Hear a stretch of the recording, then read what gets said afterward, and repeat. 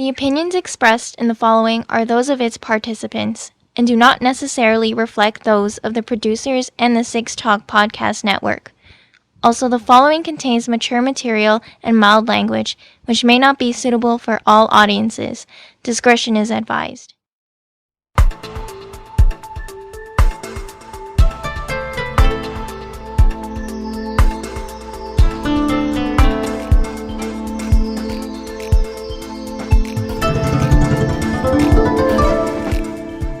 This is the Anime Roundtable Canada, presented by Anime North, on this Sunday evening, October 30th, 2022.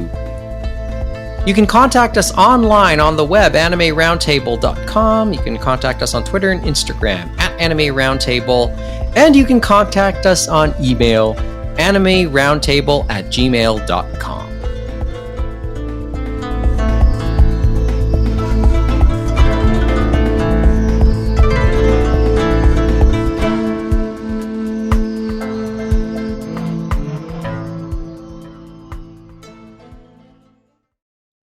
Day before Halloween. We were here about a year ago, weren't we, Kevin? Remember that night when we did that space heater chat? Yes, I do. Yes, I remember it well. And I remember what happened before it. Very, very well. That I don't recall quite as well. Well, I'm the one who lived it. This is why it's worth coming to the live tapings. You can hear the stories that we share when the microphones are off. So, literally or figuratively, this episode was pretty much thrown together. I was actually divided as to whether or not to make this episode a space heater or a regular episode, but maybe there's some things that were more important to talk about, and we couldn't ignore it as just a space heater or relegate it that way. And besides, the ongoing theme of this show is always to start a conversation or continue a conversation. Because not all of us can participate it and be around the table every single time. So we start a conversation with some people at the table, and then allow others to come back to the table and give their take on the conversation to continue it. To that end, we're doing this conversation tonight online. Mike Nicholas overlooking 6 points in the Toronto West End, 10 minutes south of the Anime North compound, that's what I like to say. And just a little further west of here, Kevin Ng, Mohammed Shamarki, they're around the table.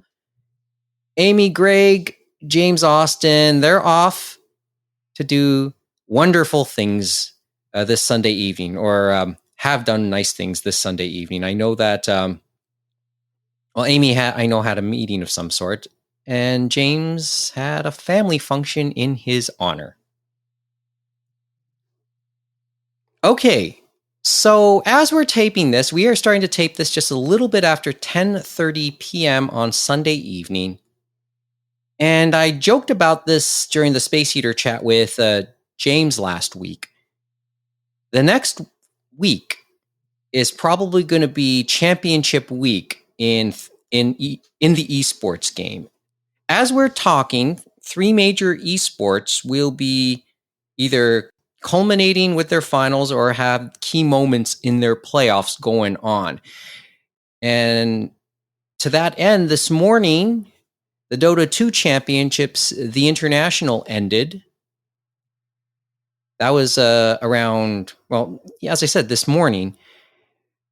Earlier this evening, the final of the League of Legends World Championships was decided. The second semifinal took place in Atlanta. There's a Toronto angle to that story, by the way, which I'll go over in a few minutes if people are interested. And then ongoing right now, as we're watching, I'm watching this in the corner of my eye, the first round of the Overwatch League playoffs are about to finish up, with the fourth fourth upper bracket qualification game currently going on, and it's the hometown Toronto Defiant playing right now. They're the 11th seed in that, and they're down 1-0 right as we're speaking to the Houston Outlaws. And then that's going to continue all week with its grand final on Friday. So imagine that. Sunday, Dota 2 TI Championship. Friday, the Overwatch League Grand Final. And then Saturday, the League of Legends World Championship Final. Championship week for esports. Okay, do you want me to tell you the Toronto angle to the League of Legends playoffs just quickly? What's that about it? So what is it? Well, most of the playoffs took place in 4 venues. I think the early rounds took place in Mexico City. The quarters, or the second and third rounds, or the quarters, they took place in New York at the theater connected to Madison Square Garden, I believe it was. The semifinals took place in Atlanta at State Farm Arena, where the Atlanta Hawks played. Those semifinals were actually originally slated to take place in Toronto, but because of all the COVID restrictions that had been ongoing until recently, or had been going until recently, more specifically, Riot Games opted to move the semis to Atlanta. And Toronto is no stranger to seeing high stakes League of Legends games. Obviously, they hosted the third major, the Summer Showdown, in the Overwatch League back in September. But I think in 2016 they did the Summer Invitational, the mid-season tournament for League of Legends as well. So Toronto's no stranger to some high level esports, at least in its more distant past. So, as I said, that's just the angle for an angle worth mentioning, and maybe that's as much as I'll say on esports, because it's not all. That's it's not always what we should be talking about. But let's talk about Halloween weekend, and let's fulfill our duties just for a couple minutes as the official podcast of Anime North. Anime North held their first Halloween event at the JCCC in a couple of years. They didn't have one in 2020. I don't think they had one in 2021. I don't believe so either. So they held one this past Friday. It was for free, but reservations were required on a first come first served basis, and that went pretty quickly. Yes, there was a wait list. Yes, and you were fortunate, Kevin. You were able to get in. Yes, so this was my first time going because the JCCC is pretty far from where I live, especially when you're going there during rush hour on the 401. Well, it's also and sorry to interrupt you, Kevin. If you're familiar with driving the roads in the Toronto area, the last mile or last couple miles probably could require you to also drive the 404, which is the north-south thoroughfare, north-south thoroughfare on the east end of the city. Yes, so for my friend and I, we did 403, briefly 401, and then we actually went up 427 and then cut across to 409 because it's actually a few minutes quicker going that way than being stuck on that stretch of the 401. That's how bad it gets during rush hour. And then going back to the 401 and then going south on the Don Valley Parkway.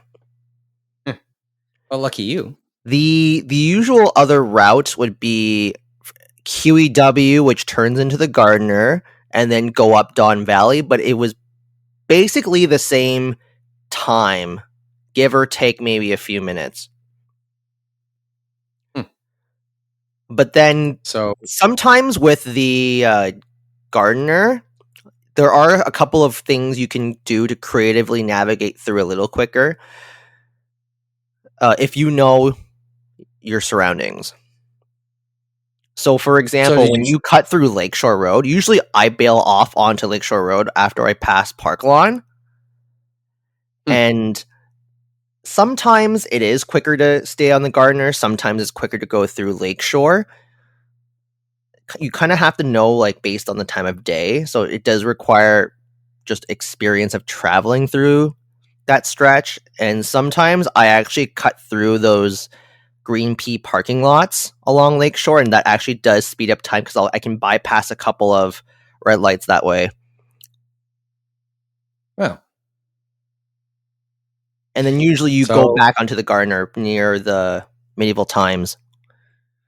But okay, so basically, yeah, the medieval times. We were talking the CNE grounds, basically by that point. Yes, but basically, we were fortunate because this year, Anime North decided to test the flea market out for the first time.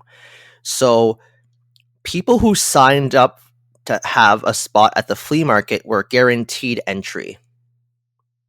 This is interesting. Well, it wasn't. Well, this is the first time you saw the Halloween party, right?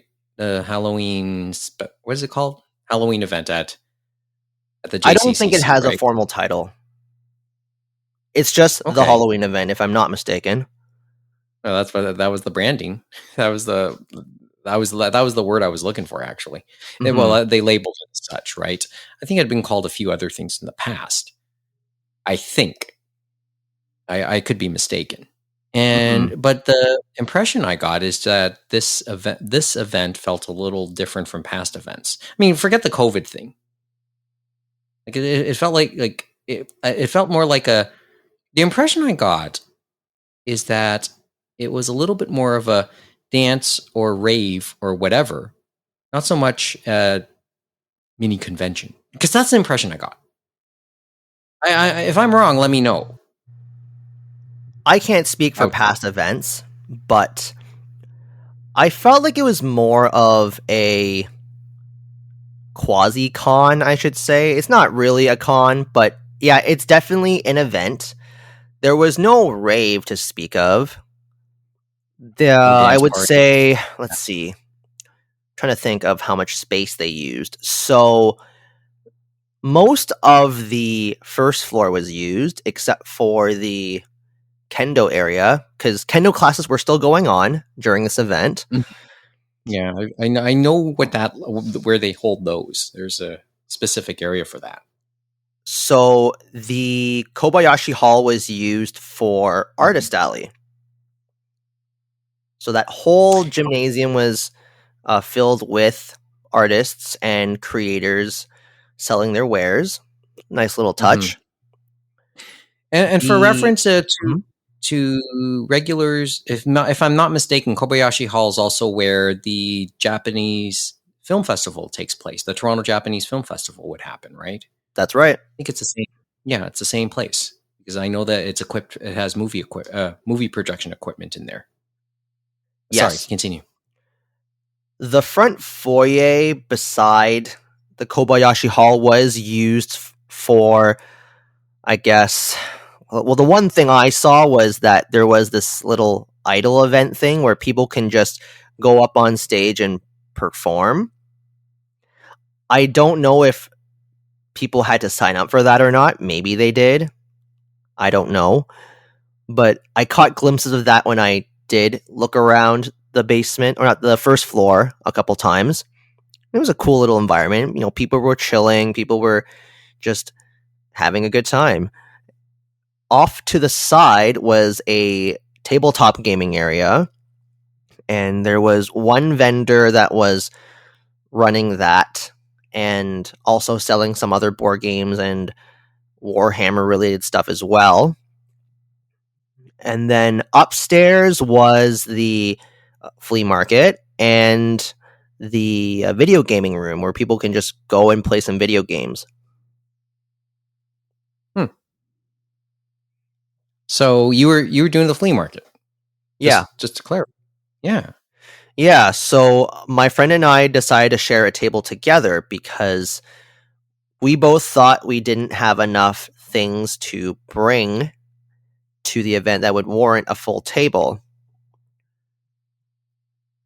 The Still, table fee was $20, so it was pretty good. okay.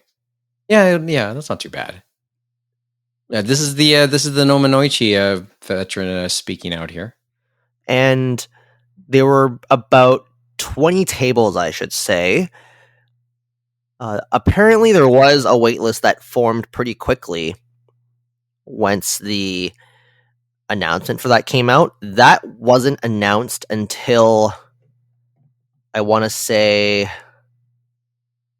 even the week before. I think it was 2 weeks before, but I want to say it may have been even a week before the event. I'm going to double check that quickly. But there was a waiting list for that, although there were 2 or 3 no-shows. And we were there for maybe 5 hours, give or take. Okay, so basically the afternoon, maybe early evening. Mm-hmm. That's- And it was a nice, quiet little event. People came and went. I sold a okay amount of stuff. I did make my table money back pretty quickly. I wouldn't say I sold like a whole lot of things, but I got rid of some things that I really didn't want anymore, so that was great. Speaking like a true Nominoichi veteran. Like some of that stuff I was surprised sold, to be honest. Okay, so did it was it bottom line above or below your expectation? Or about I think I did better than expected because I was just hoping to get my table money back, really. That was my baseline expectation. If I can get my $20 back or my $10 are back, then I'm happy. Because I saw it more as I'm there to socialize with some people I know for a few hours, and hey, maybe I'll make some money out of it, and that's what happened. That's good news, then. It's I just think my friend just barely broke even. well, can't win them all, I guess. It's just, as I said, you understood this from the Nominoichi point of view as a vendor. Oh, a vendor might be overstating it. You tell me, but you certainly weren't just there, just there to enjoy the evening. You were doing something there, right? Yeah, like I Just made the opportunity to wander around for about half an hour, and I thought I got what I wanted out of it based on that. I could have played some video games. I actually didn't make time for that, but it would have been nice. Yeah, because I don't think it would smell nearly as bad as if the event was at Anime North or the CNE. Oh yes. uh, my table mates were doing pretty decently, I thought. There was the guy on my right sold this huge Charmander plushie for I think 75 or $80. I was a little tempted, but I can't justify that kind of space being taken up in my place. Well, it's not the hardest sell when it's a Pokemon item too. Yeah. Right? Granted, it is big, right? So it would have been a little tricky if the buyer didn't have a vehicle, but there was a good amount of variety overall. My other table mates were selling a mix of fashion and kimono and obi. They did pretty decently, I think. I think they did a lot better than they expected too. It was funny because there was a period of time where my one of the table mates, who is also one of the ones running the flea market this year, she disappeared for about an hour. I'm assuming she had stuff to do related to volunteering. That's what I assume. And there were maybe 3 or 4 different transactions where people were like, "Hey, I want to buy this," and we had to message her going like, "Yo, this girl wants this thing. Like, what's your e-transfer?" Because some people didn't have cash, or some people only wanted to pay by e-transfer. So then it was just a mix of like coordinating back and forth, like, hey, like, what's like, here's your email address, or like, hey, like, are you coming up soon? Like, it was kind of funny in hindsight, though. It's a weird way. It's kind of weird. I mean, we're coming across this thing where the use of e-transfers is a regular thing now, even for almost everyday things. There were a few people that even did have Square set up too. Oh yeah, that too. I mean, I've seen my share of those too. Because I know there were one or two people there who either formerly had businesses and were liquidating stuff, or they just have their own online following and sell their stuff on the side. Like, this is a thing these days, isn't it? Like these type of hustles, right? These type of little businesses. It's always been a thing. It's just that you hear about it more often now because of social media, because I mean, that's how it's things are evolved. getting more expensive, so people need to find ways to, make some extra money to pay the bills, or maybe to go on vacation, or maybe to justify a purchase they otherwise couldn't. And also, I don't think Donald and the other organizers expected. As in Donald Simmons. Yes, As in Donald I don't. I Simmons, right? think they underestimated just how much stuff people have. So if you run this kind of event, people will come. Like, people will sign up to try and get rid of their stuff. Well, the usual people who do the Nominoichi at Anime North, they're not around, I think, if memory serves me correct. So there's a few of the people, but not the absolute main guys, because they're not around all the time. I would say most of them didn't come. This was pretty short notice, mind you. I didn't even know this happened. But I did recognize a couple people. Actually, like at the front? Well, one person I recognize because at the end of Nomi, they had a manga set I was debating on buying, but kind of just decided not to get. Mm-hmm. And I kind of regretted it. But then they were there, and that set was still there, so I rectified that regret. So that was just a nice stroke of fortune in that sense. Mm-hmm. Oh, well. Okay. But it sounded like, well, I mean, I've seen a couple pictures on the Facebook pages from the event. And I mean, this is probably the person who's kind of grown out of these type of things speaking. Just, it may not have appealed to somebody like me anymore. It's just not my thing to do these things anymore, right? But this is just maybe another sign of how things are going in the latter stage post-COVID time, and I guess people just wanting a chance to gather again. And maybe it's a chance to say we're getting a little closer back to normal, or whatever that is. Having spoken to a few strangers during my time there, that's the general sentiment I got. That, it's nice to see people again in a setting like this. It was nice to just get out. That kind of thing. Yeah. I was never going to be able to go anyway, obviously, because of work, but that was why I didn't bring it up to you, because I didn't think you'd be able to.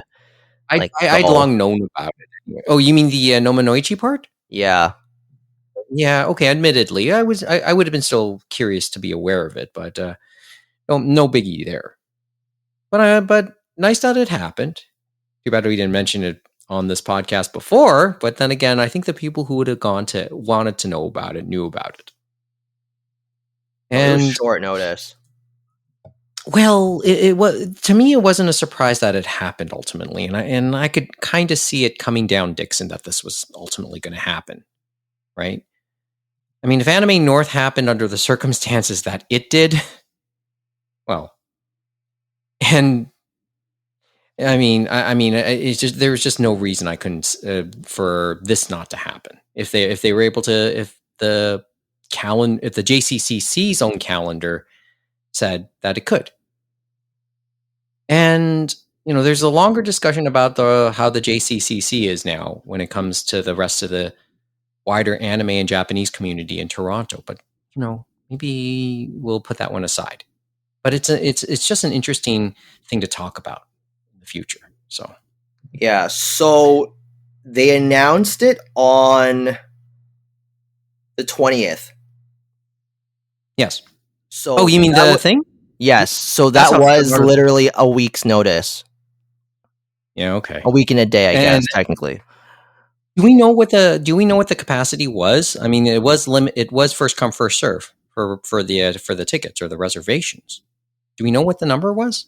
I don't know the capacity limit for the event. No. Okay. I only know that the flea market had about 20 to 21 tables. That was all I knew.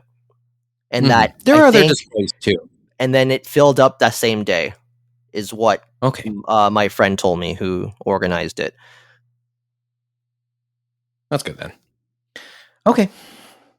So there's that. And jog my memory, is Anime North, aside from the big convention and this, what other events can we expect to see Anime North put on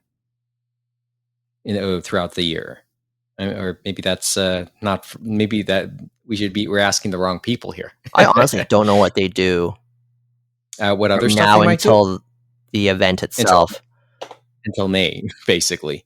Yeah. I mean, there's a lot of that goes with that too. So anyway, but I guess it's another sign of some form of normality again, that this happened. Yeah, like I was a little worried about crowding, but it really wasn't that bad at all. That's good then. And I don't know, I sold maybe like $130 worth of stuff, give or take. I think it was I think it was like 135 actually. So, I was happy. Yeah. No, I mean, for something so last second with a limited capacity, you knew that there weren't going to be as many potential people around.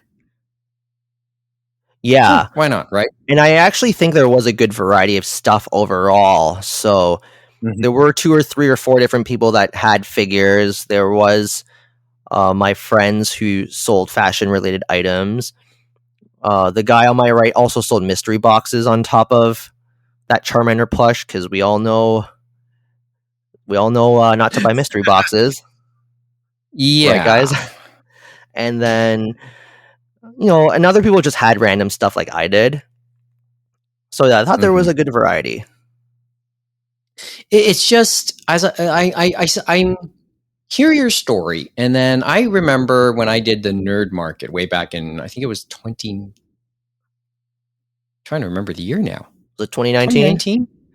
It might have been 2019, or it might have been 2018, actually. I did the very first one, but I didn't do subsequent ones.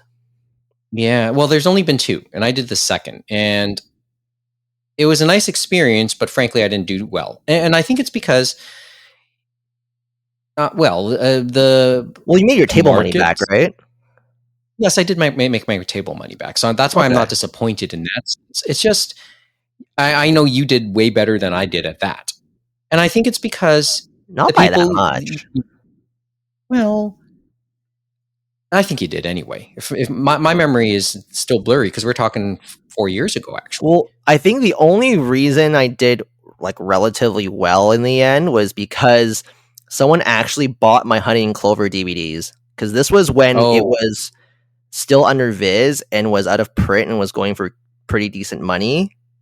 And I never opened them.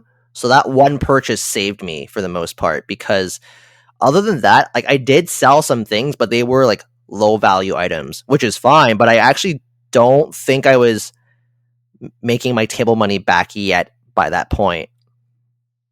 Okay. Well, I just thought of you were going to have foot traffic that was more in tune to the products you were selling, more so than I was for me. Yeah, that's the thing. So captive audience, right? Captive audience. Okay. So we're about half an hour in. Oh, you know what? Just a quick thing. On the note of stuff sold at the Nominoichi, we didn't put it on the docket, but the Discotek panel also happened online. Oh yeah, on Monday. Let's mention that in our pre-show meeting. There isn't much to mention from it right now. I mean, I did watch it, and I do have some recollection of some of the titles mentioned. All that mattered was Gao Gai Gar is back. Well, that's all that mattered to me, really. But seeing Sonic X getting a Japanese release at long last is cool too. Okay. Well, on that note, maybe Digimon. Since the Digimon. Oh yeah, shoot. No, that was also a very big deal too. Japanese language Digimon is a big deal. Okay. Although I feel like it was in the cards. Oh no, I thought there was a certain. I thought it was already a license, but it didn't sound. But with the way they made it sound like, it sounded like it was a bit of a revelation, or at least news to have mentioned it. I thought it did get announced at the same time as the dub only release, but I'm probably mistaken. Mm-hmm. And I'm too lazy to check right now. Okay. Also, so the Ultimate Muscle dub release is cool because it also opens up the possibility of the Japanese version coming out eventually too. But that is, I feel, par for the course because that is usually done as a litmus test to see if they can do it. So generally speaking, if the TV release, like the English dub only release, does well, usually the Japanese audio follows suit. Like with Metabot, like with Monster Rancher, like with Fighting Foodons, I believe that did get its Japanese release. There's a certain inevitability about that, right? And they kind of mentioned it in not so many words, said something to that effect. Like Ronin Warriors. Etc. Mm-hmm. Okay. I guess the only one title that might be worth mentioning from my end, because we've mentioned it so many times on this podcast, Saint Tail. Oh yeah, I did think of you when that got announced. Yeah, because of how many times I've joked around about having sold that at the Nominoichi back in 2017. Oh, Discotek, just give me Zatch Bell and my life will be complete. I say that about a bunch of titles that I hope Discotek would pick up, but it's okay. Well, did they actually license Zatch Bell already? I'm going to check while you continue. Okay, well, let's get to some of the main story and then actually get Mohammed into the conversation. You're awake, right, Mohammed? Absolutely. No, I'm just listening so carefully. Well, this is something more that I know Mo can maybe speak to, being the movie connoisseur and somebody who really does like to keep up with the streaming services. And, you know, anybody who listens to this podcast, which we can probably count on at least two hands, knows we like to talk about the streaming services, and Netflix made news. Quick aside, Zatch Bell not licensed yet. Okay, there you go. Netflix made news this week, or at least there was talk. Okay, I first heard about this through comicbook.com, and it was basically an article that was entitled, Netflix is reportedly changing its anime strategy's main focus. Upshot of the article is basically, well, cutting back. That in terms of the stuff, the anime stuff they want to release in the future, it'll be less series and more features. Less commitment, less resources, not so much content, so maybe cheaper to ultimately bring out. So not as much risk involved. I guess that's the thinking. And we know that Netflix. This hasn't been an easy year for Netflix with all their bad PR and then their dwindling subscription base. I mean, it's been a kind of a roller coaster for them. The lows of the low, and then kind of picking back up a little bit. But, they're trying new things out with the ad tier and so forth. But I don't know, man. It's like it's like $20 a month. Just doesn't seem like worth it. For Netflix. Well, that's Crave. That's Crave too, Well, that's Crave on if you want to put it on a TV. No, but see, Crave has HBO, which kind of makes it worth it with Game of Thrones and so forth, right? I mean, with Netflix, yeah. Well, that Netflix has its aspirations, right? And they have shows that are of note. It's just that they're not on regular television. And I think that's still. See, that's kind of a rite of passage, or used to be a rite of passage for anything, right? You're considered a big property if you end up on a big network. Back then, and and that's open to some debate now. At least Netflix made it a debate. I mean, true. I mean, streamer services are now winning a lot of awards and so forth, and prestige and whatnot. But even then, man, it's just slightly too much. I feel like that the price point would be mitigated if they introduced annual pay the way Disney does and the way Amazon does. I feel like a lot of people would just pay that annual fee and then just have it for the year. But nope.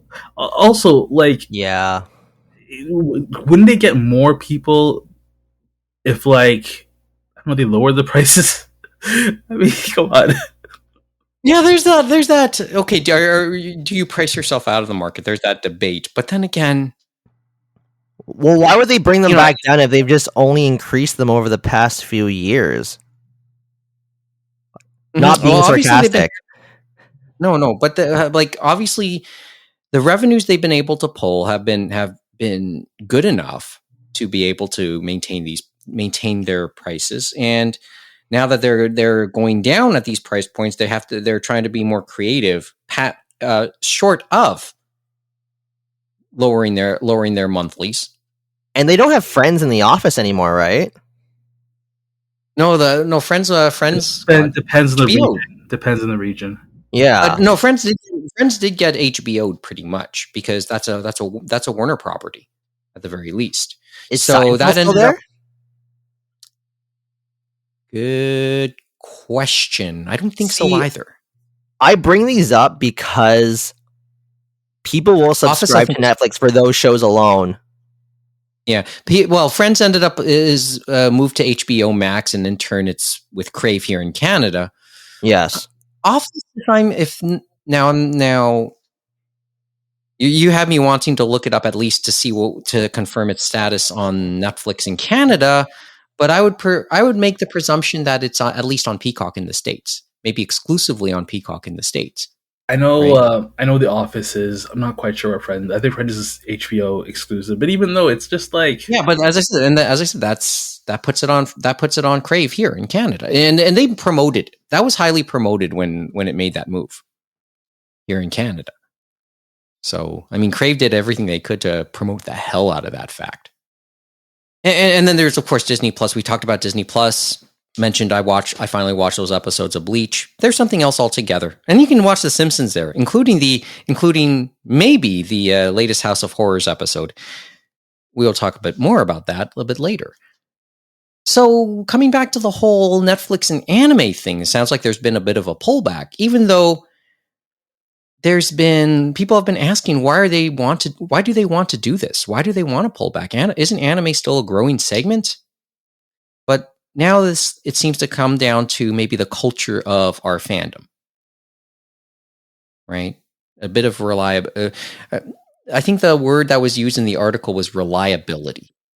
I mean, it right? Makes sense. I mean, you see a lot of stuff being pulled from Netflix and moving over to other services like Disney Plus and so forth, right? I mean, they understand the importance of the week-to-week release model. I know Yes, that's the culture. That's the clashes of culture we started. I'm hinting at too. Exactly. Go ahead. Sorry.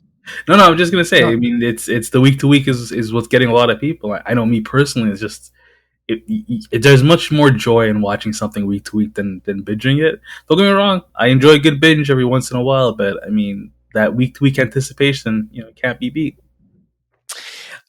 I guess that's the interesting part because we've talked about the upside to the binge mentality that Netflix has basically mainstreamed, if not given birth to. It's just weird for me because that was the way I kind of discovered anime when back 20 some odd years ago, or maybe even more. But we can consume it now on we're seeing day and date weekly type releases for a lot of the more recent series. Vintage series we can still watch, we can still binge. Yeah, I've heard some of the newer anime are like this now, that they actually are doing it week to week for some of them. Yeah, and that's the thing. Netflix was never wanted to do that. I mean, they release, by and large, release their own originals in a complete lump, right? I mean, for the most part, the only times that they detour from that is when they're like in partnerships with other studios, like when they were releasing like Riverdale or something, right? They would release that week. Yeah, Riverdale was a weekly thing. Certain other stuff, certain other some Korean dramas too. Exactly. Right? So it's, as I said, it seems to be just a culture, like a fan culture clash. Yeah, I'm of the opinion that if you have older shows, then yes, just slap those on. But if they're newer shows, stagger it somewhat. Don't just dump it all at once. You build no hype that way. Not every show is going to be Squid Game. Not every show is, yeah. Do you think, looking back on it, do you think that was part of what, I'm not going to say, I'm not trying to defend it still, but could that have been some of the issues with the live action Cowboy Bebop? I think that if they had released that week to week, we would be seeing season 2 right now. You have opinion, Kevin? I'm not. I'm a little bit leaning towards food for thought, so I'm not going to disagree with Mohammed's assessment. I'm more inclined to agree with Mohammed because you then get early feedback on what's wrong or what may need tweaks and what's being better received from the audience. So then you can tweak things as you go along. Now, maybe they don't. If you talk to Gundam fans, that's a bad thing.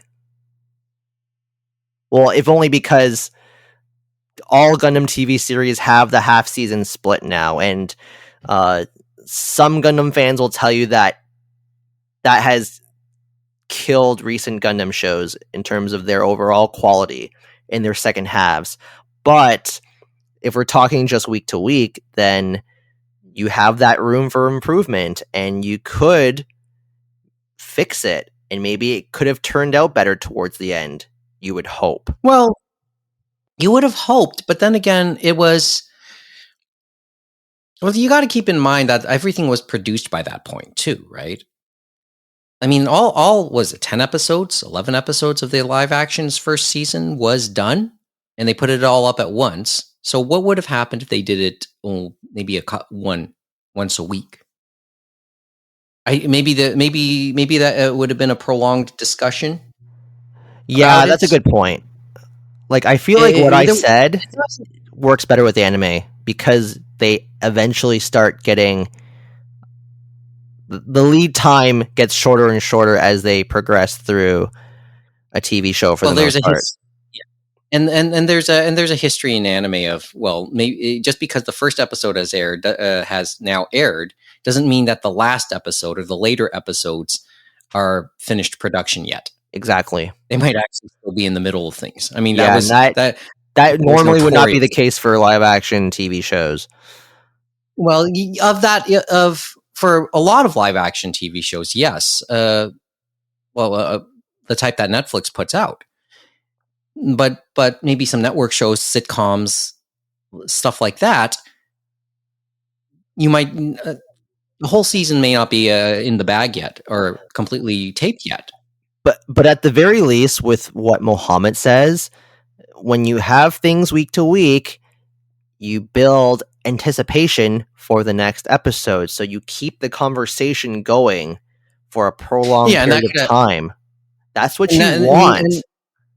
And going back to what happened to Cowboy Bebop, it had that buzz for great buzz for 1 week, and then it dropped so sharply the week after. Right? It wasn't even funny. And I think it's more the sense of like when you release all of it all at once. Not everyone's going to watch all of it all at once.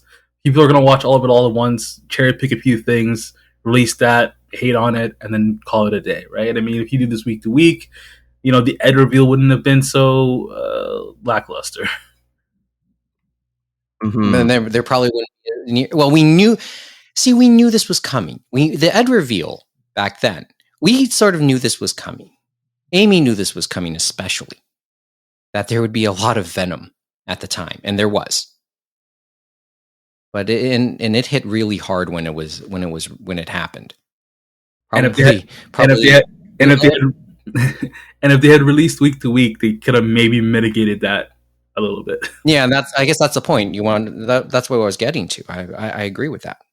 So, but as I said, it just feels like a little bit of a contradiction because our fandom, when it was scraping to watch anything, it would allow itself to binge 4 episodes at a time at the very least. But now that the scratching and clawing to watch content is less and less, we want the fan culture has shifted towards wanting to go weekly and have that anticipation, which I think is an interesting contradiction, at least from my standpoint, having watched the last 25 plus years of fandom. But maybe that's just me, and I know maybe it's worth talking with others who've seen it for about as long as I have too. So, although it's just sort of interesting, seasons of anime shows have kind of dwindled too. From like I got used to 26 minimums. Now it's 26 if you're lucky. But they're more likely to be, seasons are more likely to be half that much, 10 to 12 to 13. Netflix kind of tapped into that with it. And remember, Netflix shows do that as well. It's just really weird to kind of see it in those terms. In what I just said, though, a few days ago, and Kevin, you pointed this one out. Our old friend Matt Alt, right? About a day after that, this story had been known and it started to make rounds around the same time, same day, Matt Alt put out this tweet. Netflix's anime struggles make me realize anime succeeds by first appealing to core fans who don't care about convenience, then building on that to spark a mass sensation. But that isn't easy to do when it's just on tap, and there's no sense of urgency or fear of missing out. You retweeted that. I know that, Kevin. That's how I knew about the tweet. I don't always go through tweets. That's the thing. But that was an interesting line. So, and there's a certain truism to it. That's a strange part. It is what it is. I don't have any real opinion other than just I agree. Like, look at us from back in the day scouring the internet for fan subs of the shows we really wanted to watch. People who watch anime nowadays that are from the internet streaming platforms, people who only watched Crunchyroll and other illegal streaming sites before most of the stuff became legal, didn't go through the efforts that we did, and we didn't go through the efforts of like some of what like you and James did back in the 90s. Like I don't know if you and James tape traded for subs, but It was that's the a thing latter that I stages. can't relate to. Yeah, it was the latter stages for me. Okay. I mean, Yeah, I mean, I think Mike, you had a good point on this earlier, where it was the treasure hunt aspect of it, right? The joy of the hunt for something new and exciting, right? Where you would find something and be like, "Wow, this is huge. This is an entirely new thing, and I've discovered it." You know, like I think I referred to the binge part of it being like back then, like that was the spoils of the treasure hunt. I think the binge only applies when you have to go to an effort to be able to enjoy certain content. Where's the joy in the binge now? Is there a real joy in the binge for the end viewer? At least when it relates to anime. I mean, we might be talking yet another culture clash between anime fandom and those who are fans of other types of moving picture television. Right? I like what I just said may not apply to fans of Stranger Things, may not apply to fans of basically the top 10 Netflix originals. But it could be very relevant to our fandom. Because it is a bit it's the fandom does in many respects run counter to the consumer culture in terms of other movies and television. And that's sort of, I think what people are trying to figure out still, what the Netflixes are still trying to figure out, what the Sonys are still trying to figure out, although they take on probably a different role, saying, let's rule it all, seemingly. Right? But it does leave the question, okay, so what happens next? People are still so worried about Sony ruling the anime world outside of Japan. And we wondered what would be the competition. Could it have been Netflix? Well, that's faltering nicely. Could it be Disney? They got Bleach. Could be more to come. That's like trying to battle one evil with another type, I guess. So it does feel, but on its outside, just makes a more of a clear path for Sony to rule the world. Nobody seems to like that. Or enough people don't seem to like that. We've had discussions about that recently, about how, well, the whole dubbing controversy over the last month or so. Netflix, for its issues, probably may have treated its voice acting community just a little better, at least enough to notice. And here it is faltering, and here we are laughing at it. But if you care about competition, Sony's probably the one laughing a little more, at least inside.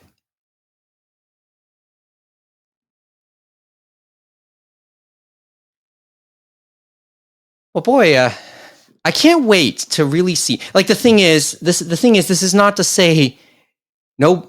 Netflix is giving up on it, and this is not to say that that any of it is dying. Because we could have been saying that a decade ago, when some of the bubbles in our fandom burst, but they persevered, figured out a way. This is just another one of those crossroads that that's always going to be there for fandom. have to figure out other ways to consume what it wants to see. I mean, I personally can't wait till everything we consume is through the metaverse. You know. Oh, that, yes. Well, Huh. what? Okay, stock market guy. How did Facebook turn out this week? I mean, I don't know, man. It's a bold bid, bro. I mean, you know, to build this new platform and to like, I mean, it's the kind of thing where like I hope they fail because I mean, God, if Facebook controls the entire, if Facebook's the sole company that controls all like VR and AR anything in the future, like think like Ready Player One that the bad guys win. You know, it's like not good. We could say that about Sony, yeah, we could definitely say that about Sony. Well, I was about to say Twitter too. I mean, that was the other big news in that. You guys space hear this about week, that right? verification nonsense? Twitter's The planning what? on charging $20 a month so you can have a blue check mark. Oh, that, yeah, okay. Well, Elon's I mean, gonna there's a make lot. up for all the money he paid for it that he got. The thing is, That he trapped himself thing into is- paying for. the trap could be the word. The thing is, with the end of the purchase drama, the real drama concerning Elon Musk and Twitter is really about to begin. But that's another. I'm sure we can talk about that later on, another day. It's an ongoing conversation, after all. Okay. Well, we'll. I'm still digesting this because it's been a busy week, and I really didn't have a chance to give too much thought to the anime stuff and Netflix. I mean, I'll be honest, I have not given myself time to even continue watching any anime period, much less anime on Netflix. But I thought you were going to try and watch something by the time we were going to record again. Oh yeah, I know. It was just that type of week, Kevin. Just that type of week. I hear you. Hey, Kevin, are you But watching? Are you watching anything? Unfortunately, no. Oh, I mean, just Chainsaw Man and Bleach. it's really just Chainsaw Man. Those were the two things I wanted to watch, and I just can't do it. I hate myself sometimes. Hey, I will say, Chainsaw Man is pretty good. I mean, I haven't read the. It's the kind of thing that like, as I'm watching it, I'm getting like, you know, when you watch a show and you're like, this show is based on a manga, and I can very easily just go ahead and read the manga and know exactly what happens next. But then you don't. You just want to experience it week to week as a surprise. Yes. See, I know it from another way. It's just sometimes I do read the spoiler, understanding what's to come, and sometimes I do that on purpose. Sometimes I just stumble on it. Mm-hmm. But then when I see it play out, the emotions of actually seeing it play out kind of still well up, right? Imagine reading about the Red Wedding on Game of Thrones. You knew it was coming. But then when you see it played out on the television show, like you read about it, and then you see that. It's the same thing with it's the same thing with the new prequel show, The House of the Dragons. Like some wild stuff happens in that, and it's like it's a prequel show, so you know that it all ends in the beginning of the new show, but that journey is very surprising. Yeah. So it's that type of feeling. So, yeah, no, I admit it's been busy, but I know I'll have a little bit more time late in a couple weeks. So at the very least, maybe I'll watch a couple more episodes. At the very least, I'll finish a chapter in Yakuza Kiwami 2. I've yet to turn on the PlayStation still. Well, like, I didn't watch anything, but I've been reading stuff. Okay. So I'll go through my queue when I actually have something to talk about. What's on your queue? What have you ticked off on the queue? I finished reading Kobato, and that first volume was a little infuriating because it was basically just Kobato being her silly, goofy self, and the little dog mascot caretaker was the Tsukomi of their two-person act.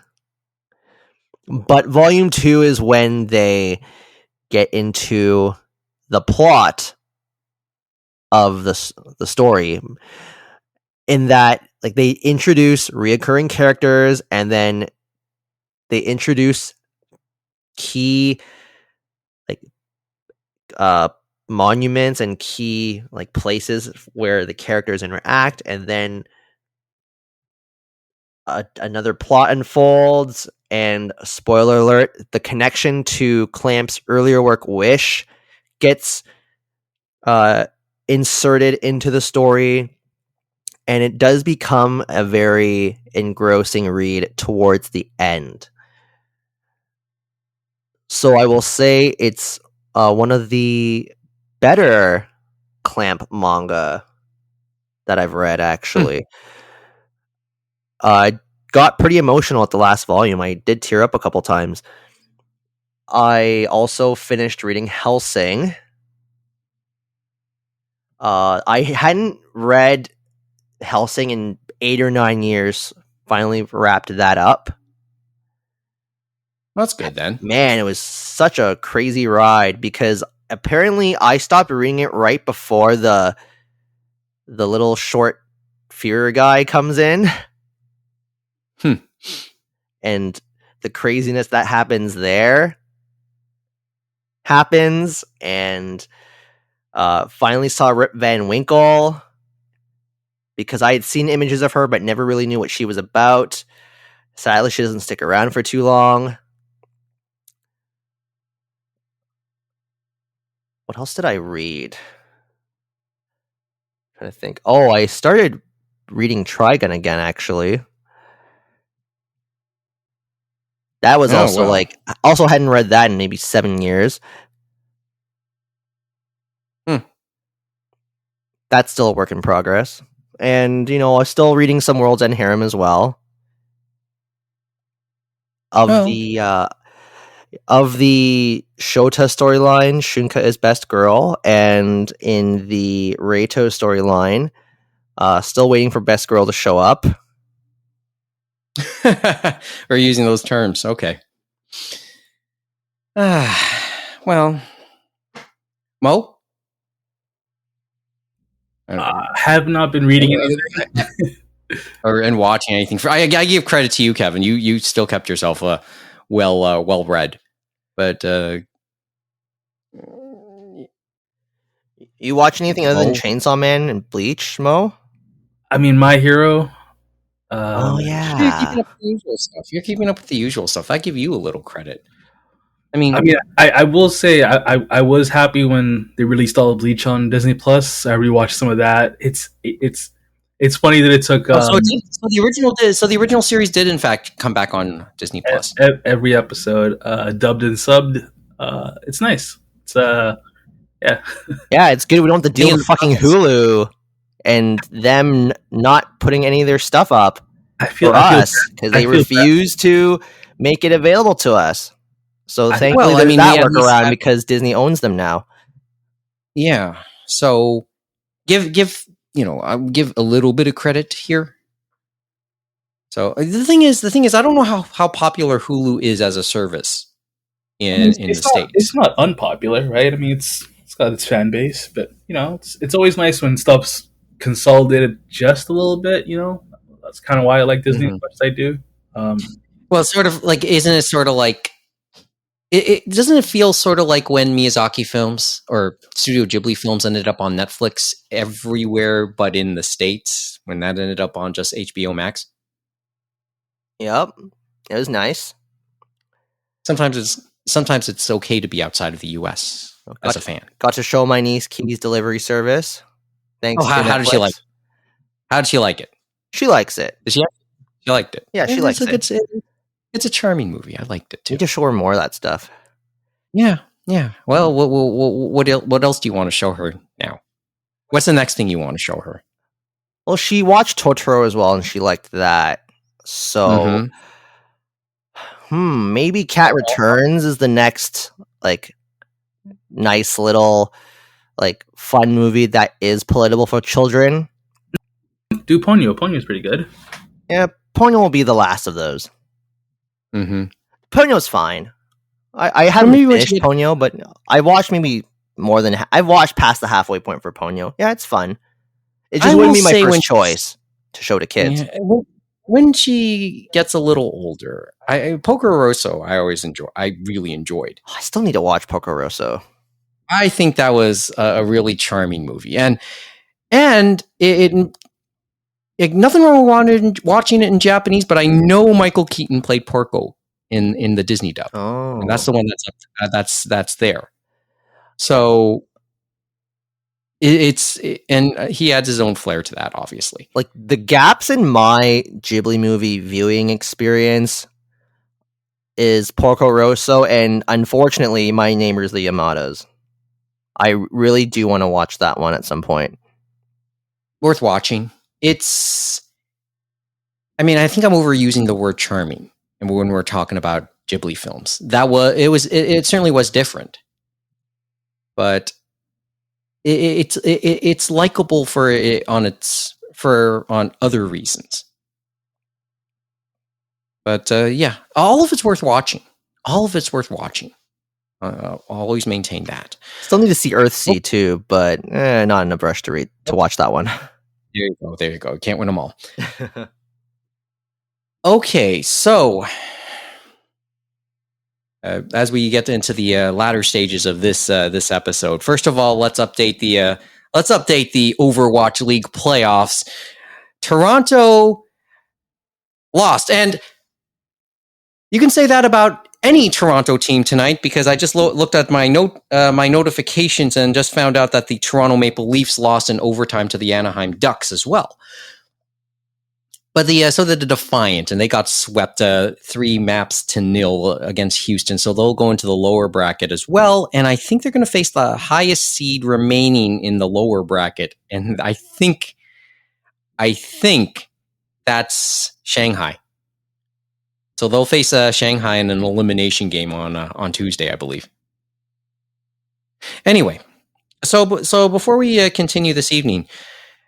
Okay, did you guys listen to the Space Eater chat last week? I did. I did.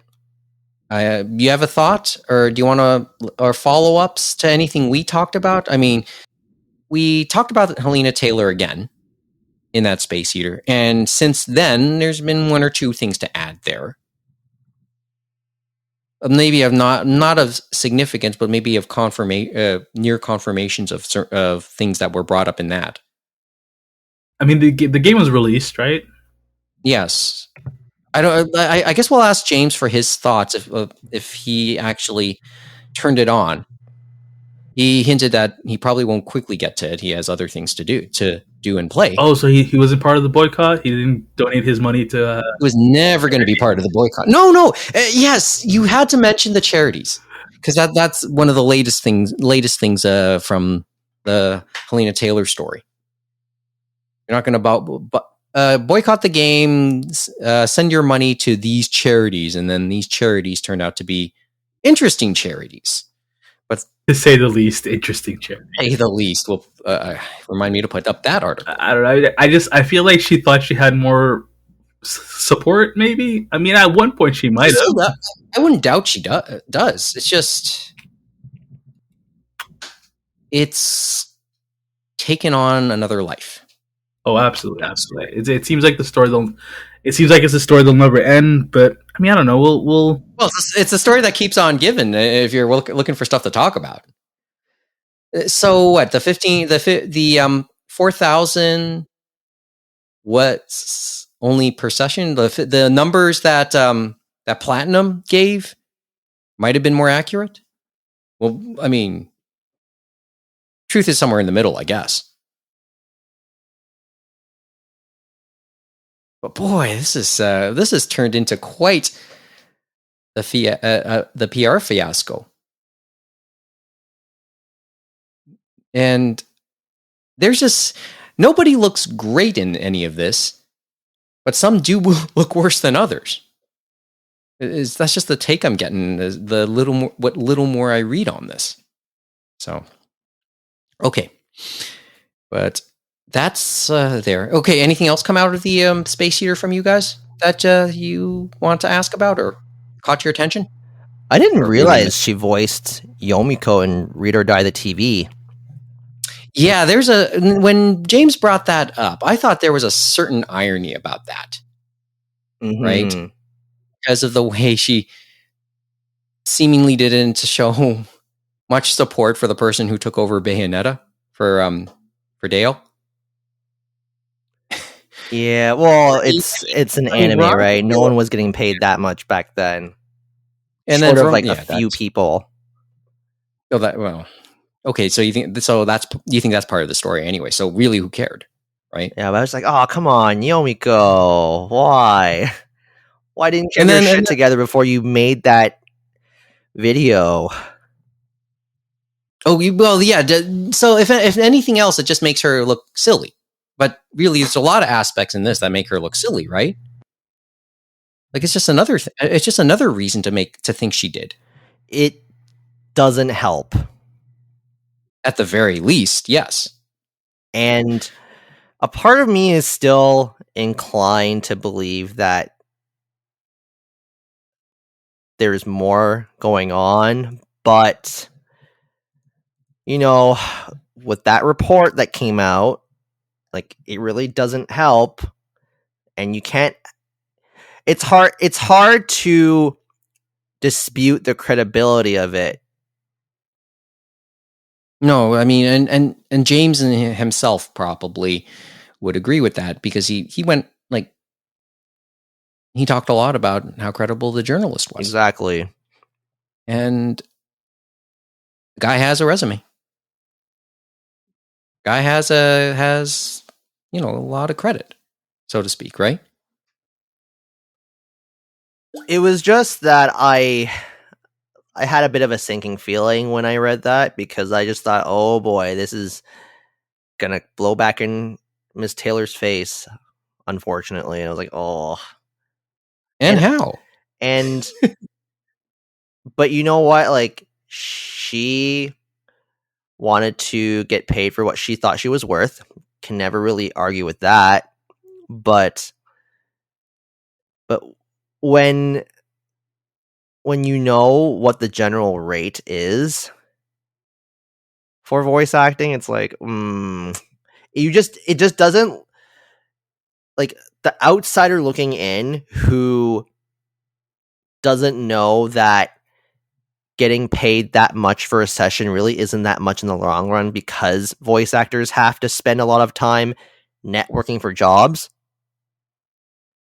It's a gig economy. Exactly. Right? It's just going to cause people to get riled up. And how? It's just unfortunate all around, really. As I said, nobody really ended up looking good, did they? Nope. And how much does the franchise make? I mean, we can't. Someone made the argument 450 million. Yeah, I don't know. but that's like you have to take into consideration like thousands of people put in work into that, right? Yep. What a mess. Okay. So before we end this evening, at least this episode, okay, it is Halloween. What do we want to talk about the fun stuff concerning Halloween or some of the news stories this Halloween weekend? I mean, let's face it, there's been some stuff that happened tragically this Halloween weekend. I think there's one good thing and then one like terrible thing. I could talk about the good thing. You know that Simpsons Death Note parody was pretty good. Just came out a couple hours ago, and Yeah, you saw it. I didn't get a chance to see it. did not mind it. It's always weird for me with the Simpsons. It's like it exists, and I feel like it'll always exist. Like it's never gonna be canceled, like South Park. And then like, so I don't watch it like regularly, but like every so often, a thing will come up and it'll be like, "Hey, new episode with so and so or so and so," and I'm like, "That's cool." The animation was nice, story was simple. Like they condensed all of Death Note into like 10 minutes. It's pretty nice. I mean, the thing about The Simpsons, and this comes back to Disney Plus, we know that the back catalog of The Simpsons is on Disney Plus. When will this episode show up? Fingers crossed. Maybe next year. It's weird. Their release schedule is weird. They usually wait for a whole season to air before putting To it up. finish up. Yeah. For you to binge, of course. Exactly. Look. Is there an immediate streaming option that would be available for this I mean, in the US or Canada? pretty sure there's For the haunted house. What is it called? The Treehouse of Horrors episode. Yeah. This is the tradition for The Simpsons, right. course. I think in Canada, maybe I think it's Global has it. I think they have the rights, but does it include like probably immediate stream? I mean, it's next day, I guess. That's the phrase I was looking for. Yeah. So because I just want there's a certain curiosity, and I think I hold the same attitude you do with The Simpsons. I know it's there. It doesn't generally interest me, but once in a while it'll do something that generates my interest for that moment, and maybe that's okay for the Simpsons itself would think it's okay. I will say, as I was watching it, they did the one thing that, like, if you're gonna do a parody of Death Note, there's like one thing you have to do. I mean, I'll let you guys guess the one thing that you have to do if you're doing a Death Note parody, but they do it in the episode like pretty early on, and I'm like, that's cool. Yes, they understood, right? Did they? So the potato chip scene, right? Absolutely, you got it. Yes. Right? But not so much the potato chip scene in the sense of like the TV and the potato chips, but like the him writing the names in the books, but like dramatically. Wow. I was never the thing was I was never a Death Note fan. Right? This is like me, like a lot of those benchmark titles in the aughts. Bleach, Naruto, Death Note, Full Metal Alchemist.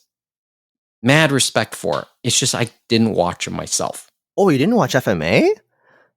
No, I didn't. I didn't. Not even Brotherhood? That's probably for the better. I mean, okay, hold on. What do you mean? Wait, what do you mean by that? Yeah. I don't know. I mean, I get the sense I get is mixed on Brotherhood. Okay, so also going back to Space Heater chat. Yes, okay. James' timing was a bit off in regards to the content that they rushed. Basically, the whole beginning plus the unfortunate Chimera incident, as I like to put it. All right. The saddest moment in all of anime? Yes, definitely. Well, it's up there. I don't know if it's quite as sad as like Grave of the Fireflies or Barefoot Gen, but those don't count. Those are more like historical animes. They're not. Underground Anime Underground did put up a list of the 15 saddest moments in anime. Aside from we talked about their about starter anime last episode, but I'm pretty confident it was around it was the first 12 or 13 episodes is where they rushed the first 26 to 25 episodes of the original Full Metal Alchemist. Granted, a couple of odd episodes here and there in the first series were based off of the novels, if I'm not mistaken. But yes, I think that part was rushed for sure, and then they went on to the new content when they introduced the Chinese influenced kingdom.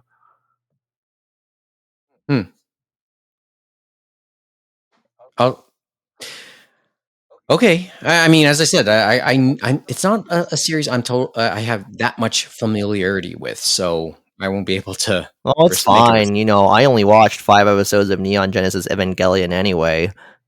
Oh, we're even. Yes, in many respects. Yes.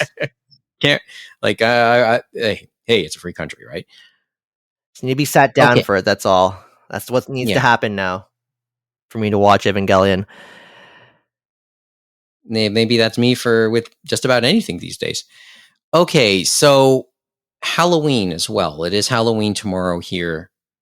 And obviously what had been making the news this weekend was what happened in Korea. Bro, that was something, man. 150, I think it's 153 confirmed now. That's a lot, yo. Yeah, that's like I have some Korean friends here, and they told me a little bit about that area, the Itaewon area, and specifically where the tragedy happened. They hinted to me that it was an area that was more frequented, like that was bustling in its own way in the immediate post Korean War era because a lot of the American military installations were close by. So it became a neighborhood based on that. And then after that finished up, in recent times, it became more of a big nightlife area. But one constant was that it always had its appeal to foreigners. And we're hearing that there is a good number of foreigners who passed away in that crush. But they told me one other interesting thing, and this bears out in the pictures when you see them. A lot of the walkways, a lot of the ways around that area are notoriously narrow, and parts of it are quite steep. And that seems to be the crux of a lot of what happened. So yeah, they describe it as like dominoes falling down.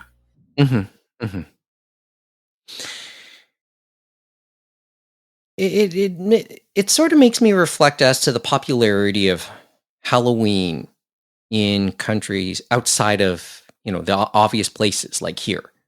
But it's been well publicized, the popularity of Halloween in Asian countries. I mean, Tokyo, Japan, we end up hearing a lot about it, maybe for worse.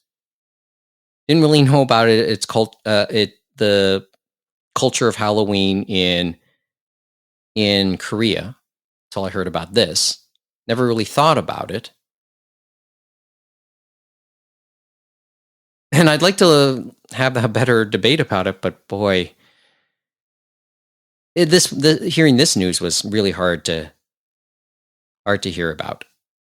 And considering that a lot of the victims were young people in their 20s and teens, it's so hard to hear about. It really is. So anyway, just a little bit. We thought we'd acknowledge it here before we go tonight. And so I know we'll talk about that, or at least Halloween in general, a little bit more. One other thing that also caught our attention, but we really don't have time to really get into tonight. Tencent. So a couple days ago, Tencent talked about the future of anime and games, and in many respects, I guess the two are. No, maybe this isn't a surprise. They feel the two are are pretty much inseparable. But I guess that's we can go into further details. It's just this. We were all looking through some of the stuff on the Discord that we've all posted up. That stuff we want to talk about, and really, it's been a busy week. So I literally stumbled on this article in the last hour or so, and it just a quick skim. It was interesting, and I know when the rest of the table joins us, when James and Amy are hopefully able to join us again soon, we can talk about this more at length.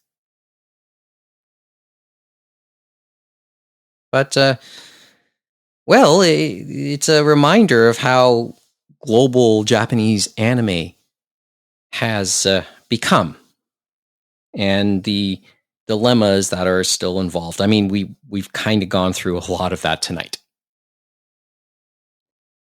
Anyway,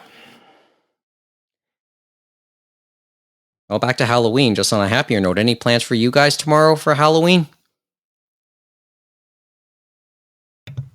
Not really. No trick or treats. No trick or treat with your niece. My brother-in-law might be the one doing that. Well, I mean, maybe that's his responsibility. Now that I think about it. Though, if something happens and they call him in, then it probably will be me. What a good uncle you are. Mo. It's on a Monday. I mean, probably nothing. For reference, it's set to rain in Toronto during the trick or treat See, hours. the weather knows that I didn't want to do anything for Halloween. I swear in the last 10 years, 7 or 8 of those Halloweens have been rainy. That's the impression I get. It definitely has rained on Halloween more often than not in recent history.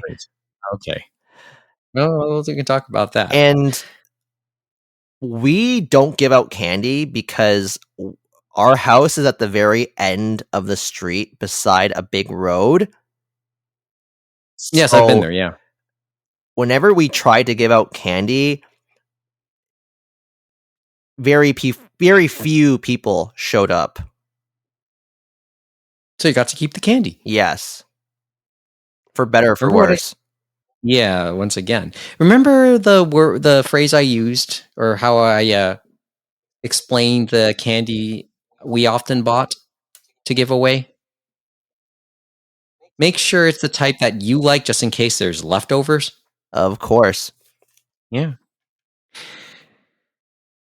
For my part, my parents, and the tradition for, as I've mentioned before, is that I buy candy and bring that to my parents' place, and we do the trick or treating there. I'm not necessarily there to do the candy a lot of the time. So sometimes it's my cousins who do it. Sometimes it's my sisters who do it. This year, I'll be back doing it tomorrow night because I'll have time to do it. Because heavens knows, after last year, I had my little house of horrors to deal with.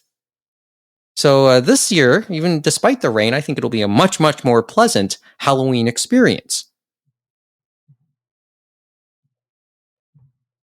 Although my mother, for her part, just seems worried. You didn't buy enough candy, Mike. Oh, does their house get busy with it? I don't know what it's been like in recent years. That's the thing. I have no clue what to really expect. She thinks there'll be a fair number. But I'm kind of looking forward to finding out. The thing is, there's no peanut butter cups for her to raid this time around. So, I mean, at least, I the potential of leftovers could be there. But it's not bad. But once again, it's stuff that I have no problems with. Or at least no problems giving away later on.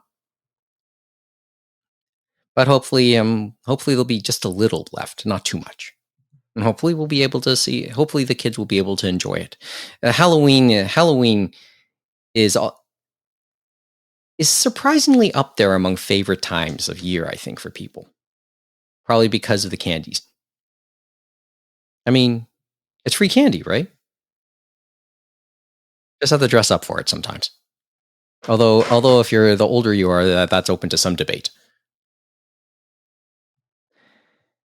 Anyway, I guess the upshot is I'm looking forward to it, just for the once again, just the sense that we'll another chance and sense of normalcy again after all that's happened the last couple of years. You know what would make it better? Fireworks.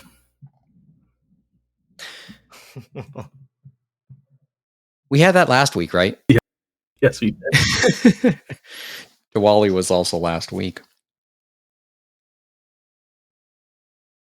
Is there a bad time for fireworks, though? Now I think about it. Absolutely not. You know. In my opinion, the best time for fireworks is like outside a hospital during operation times. That'd be the best time to set up fireworks. For God's sakes! Well, you know what? 2 a.m. that works too. Outside residential houses. It'd also be a great time when the Leafs win the cup. Oh, never mind. That won't ever happen. Well, they have to win a game first. I say this as a Leaf fan, by the way. They have to win a game first, and nope, not tonight. Oh, are they losing? No, they lost. They lost in overtime to the Ducks. But Mike, you're forgetting. Overtime lost? It's a rebuilding season. It's not the winning season yet. It'll fire sale coming up later this season. Anyway, that's all we got for tonight. I think that's all we got tonight. Anything else to add? That's all we have for tonight. Well, it feels like a short episode. But once again, if you have something to add to the conversation, contact us. animeroundtable@gmail.com, at animeroundtable, animeroundtable.com, twitch.tv/animeroundtable, one day, someday, and YouTube. Who knows? We may still put something up there. But remember, first and foremost, at its heart, we are a podcast. So wherever you get your podcasts, whether it's on Apple, Google, Stitcher, Spotify, please leave us a review if you can.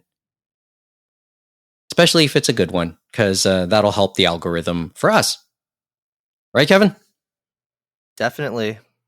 That 5-star review would be really good. Yeah, thumbs up. Be really nice. Thumbs way up. And with this episode, wait.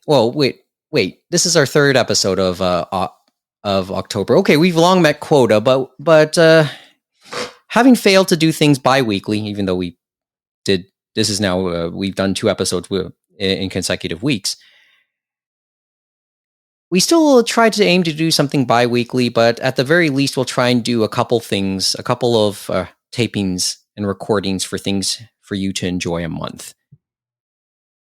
So, in any event, please give us a like or subscribe to any of the platforms we're on so you'll know when we put something up.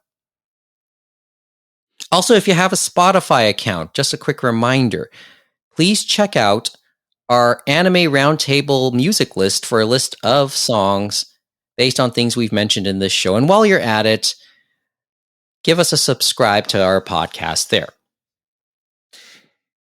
The theme song is entitled Fubuki Snowstorm by Piko Misaki, which is the title track of her current album. You can check out more of her music at picoinfinity.com or on Facebook at Pico Zen Music.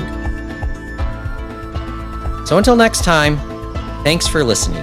Good night from Toronto, and join us again for another edition of the Anime Roundtable.